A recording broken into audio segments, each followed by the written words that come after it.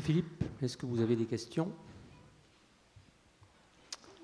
Moi, j'en ai une. J'ai une petite remarque déjà pour la compétition. Les statines dans les recos américaines, c'est 1 an quand même, de statines avant de reprendre la compète, après un accident. Par ailleurs, je comprends pas très bien comment tu fais. Quand c'est quelqu'un qui fait de la course à pied ou du vélo, ça me va. Mais quand il joue au foot, quand il joue au tennis, quand il fait de la natation... Tu as bien compris que je ne suis pas cardiologue du sport et que j'ai utilisé les recommandations européennes et américaines sur la compétition pour simplement dire, voilà, un patient coronarien stabilisé sans dysfonction ventriculaire gauche, il peut faire un match de tennis en simple. Donc, je pense qu'on peut lui proposer de faire du réentraînement physique, sans risque. Après, mon objectif n'est pas de parler du sport, mais de l'exercice physique. Le sport, tu vas avoir, je joue au rugby et je suis sous Brilic, qu'est-ce que je fais? Bon, je ne vais pas te répondre à cette question-là. Voilà. Mais ce n'est pas mon objectif. Hein. J'ai été assez précis, je pense, je dis qui peut le plus, peut le moins. L'objectif, c'est simplement de convaincre le cardiologue de ville qui peut prescrire un réentraînement physique simplissime à un patient coronarien stabilisé, c'est-à-dire, disons, plus de 3 semaines après un événement coronaire aigu. Voilà. Écoute, merci beaucoup de t'être glissé dans la peau du cardiologue libéral de ville et de nous accorder 1 minute pour lui faire son éducation thérapeutique à la fin. C'est vraiment la réalité.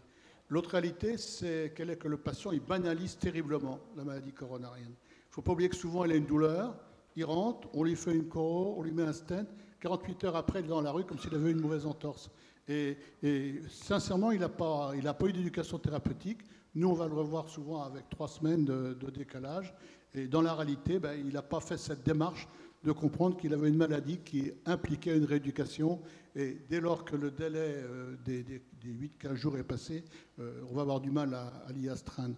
D'autant que tu l'as dit en préambule, finalement, beaucoup de centres, beaucoup de réductions sont un petit peu, non pas embarrassés, mais sont déjà occupés par les valvulaires qui durent longtemps. On a vu un petit peu les insuffisance cardiaque. Et finalement, il n'y a que les coronariens victimes d'un infarctus ou d'un pontage qui en profitent réellement. Oui, donc voilà. tu vas avoir 2 types de patients. Tu as le patient qui nie la maladie et qui veut absolument se prouver qu'il est encore un sujet sain et faire n'importe quoi.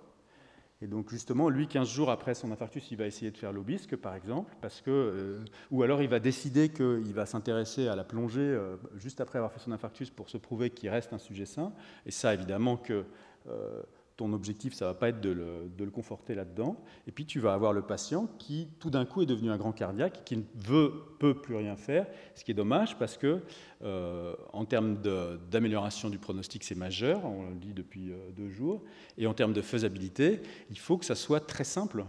Et il faut surtout que ça s'adapte à la vie quotidienne du patient, qu'il aille travailler en vélo, qu'il fasse du vélo elliptique, et donc interdire le moins de choses possible pour qu'il puisse faire un effort d'intensité modérée, pas minime, mais modérée à moyenne, le plus souvent et le plus longtemps possible. Voilà. Des questions dans la salle? Non. Bien, merci beaucoup. Merci. Alors, pour éviter d'en arriver là, la prévention primaire...